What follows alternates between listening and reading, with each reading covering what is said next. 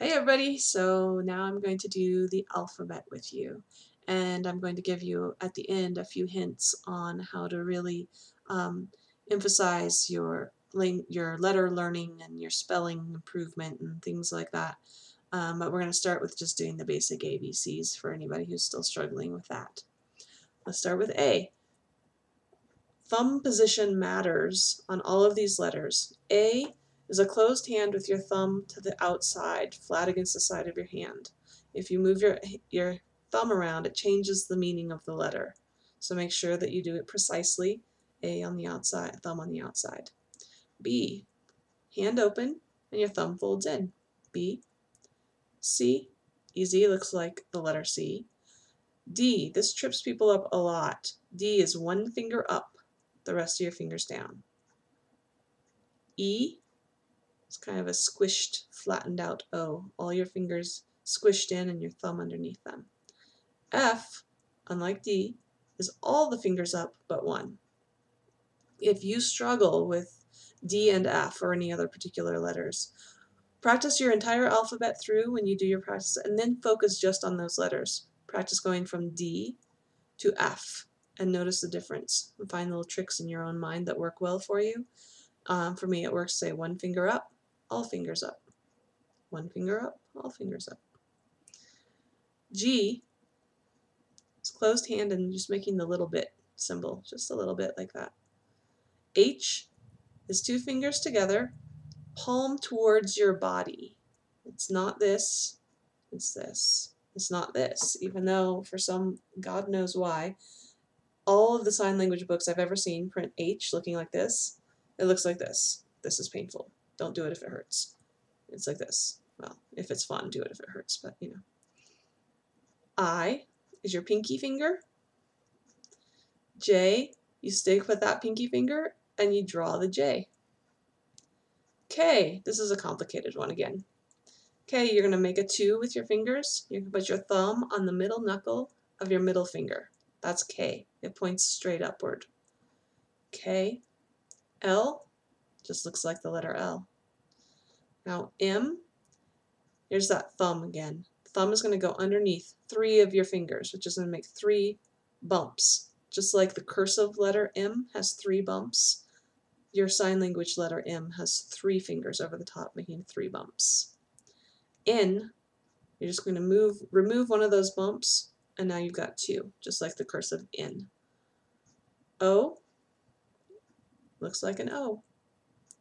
P, you're going to make that K again, where you made a 2, and then put your thumb on the middle knuckle of your middle finger, but you're going to tip it downward. And it doesn't have to be completely perfectly down, but try to really emphasize that your K's are straight up and down and your P's are dropped, because otherwise it gets a little hinky to try to figure out whether you're saying a P or a K. So you don't have to get your entire arm involved, but make sure there's a definite drop on your P, and make sure you're very clear that your K's are straight upward. P. Same thing with Q. This is a G, horizontal. Don't do it this way. Make sure it's really horizontal. It can either be this way with your palm facing to your non-dominant, which my non-dominant side is left, or it can be tilted so it's laying flat, the surface of the G is flat. You can also end up seeing it looking like this. This is called a thrown G, means your thumb is kind of thrown. Sometimes when you're spelling, a certain combination of letters will wind your hand up, being more comfortable to end like this rather than all the way down. So if you see this, that also means G. Don't worry about doing it. Do your proper G for now.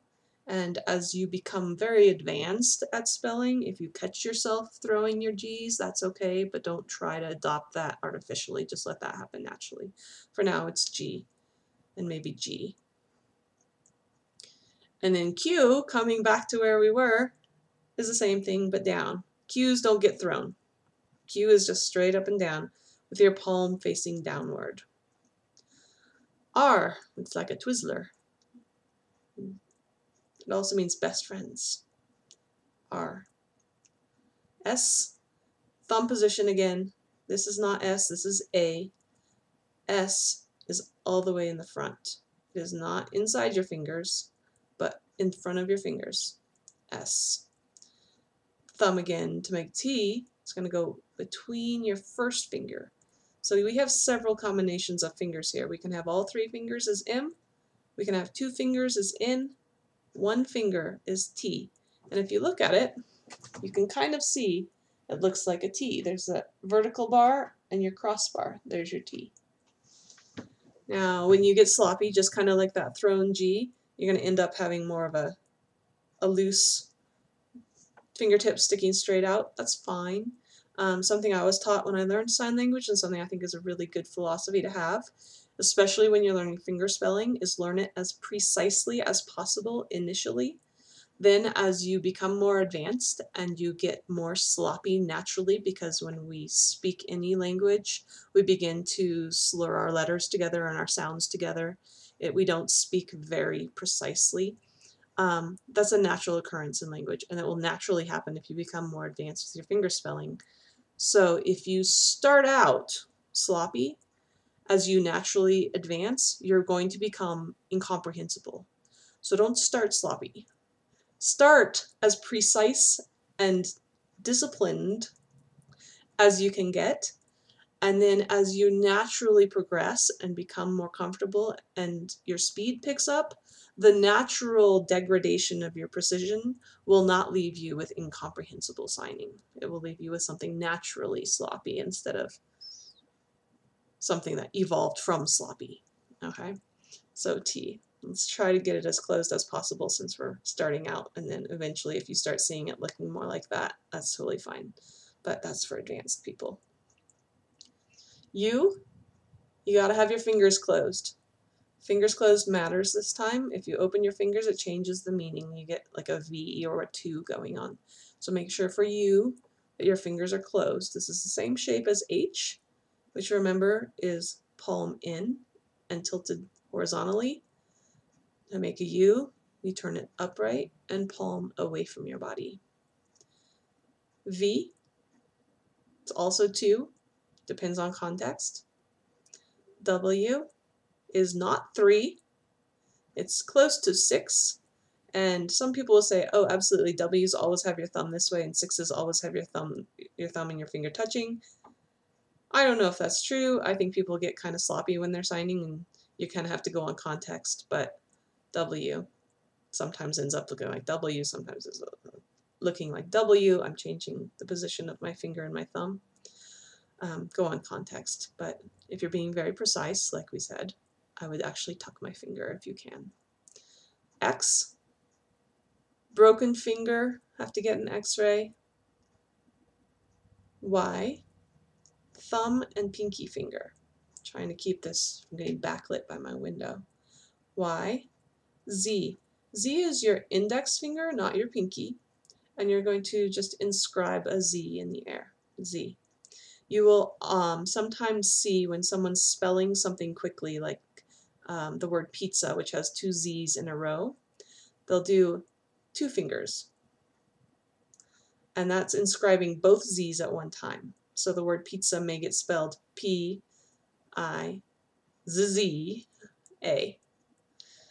So if you see someone do something that looks like this when they're fingerspelling, all that means is you've got a double Z. For other double letters, if you're spelling something, there are several options. There can be a tap, a bounce, or a slide. And it tends to depend on which letter you're using. If you're using L, you would kind of do a bounce. It doesn't tap very well because it doesn't have anything touching in the makeup of the sign. It's just an L. So you would do LL. LL. So like my name would be W-I-L-L-I-A-M-S. LL. If you were doing something like a T, then you might do a tap. TT. You see how it didn't just bounce. It went TT. TT. And that's because the makeup of the letter, the shape of it, just lends itself to that sort of a adjustment to clarify that you're making a double letter. Whereas L, you want to really emphasize your bounce a little bit more so that people realize that you're putting 2 L's in there. And you might notice you're combining it with a slight slide.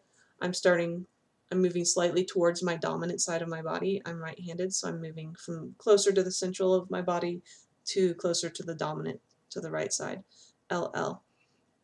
When you fingerspell, you are not, it's not like writing on a chalkboard. You're not going to start over here and say A, B, C, D, E, F, G, and eventually end up somewhere off out in space. That's not how we fingerspell. We generally fingerspell all in the same area. So my name is Julie.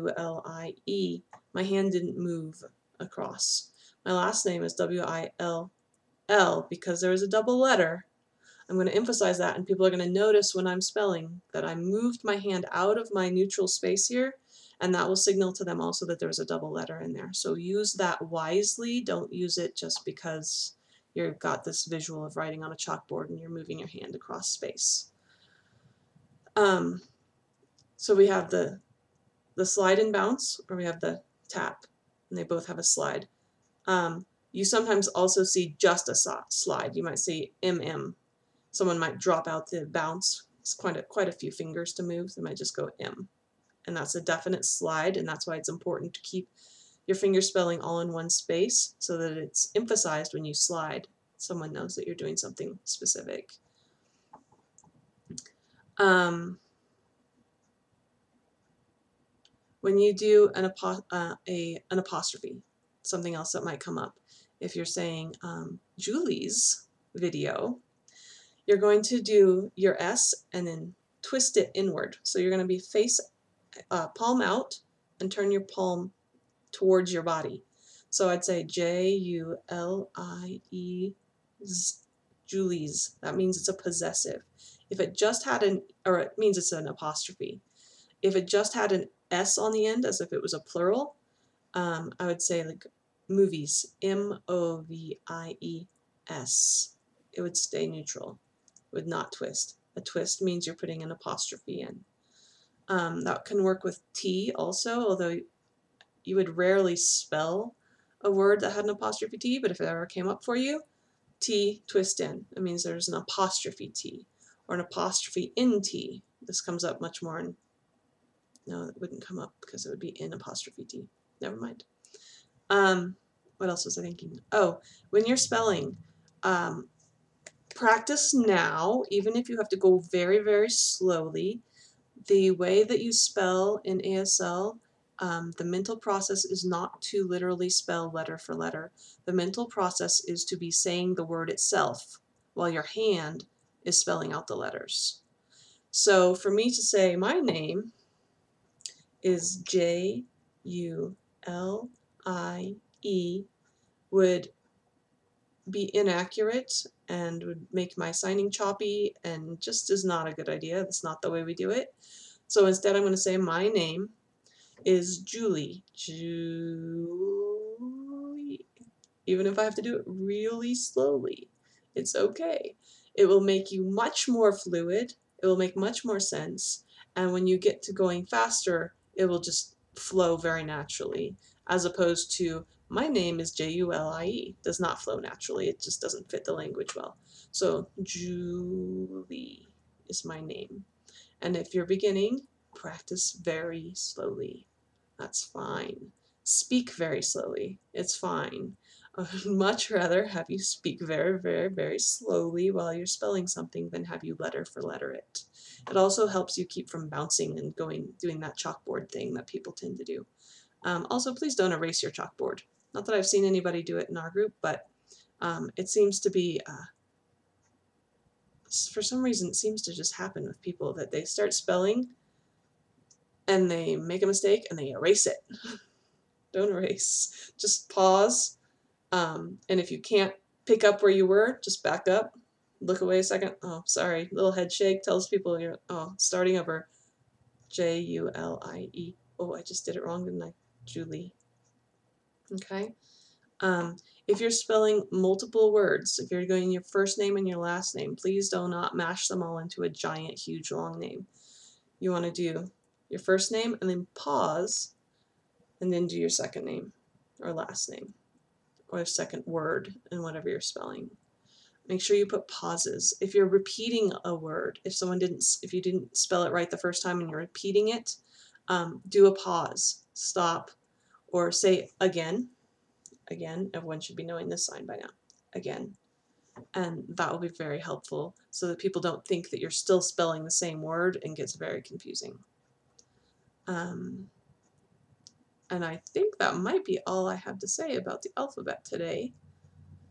I'll probably think of something as soon as I close this video, but we'll hope for the best. And now I'm going to do another video on colors, so I will see you in the next video. Ta!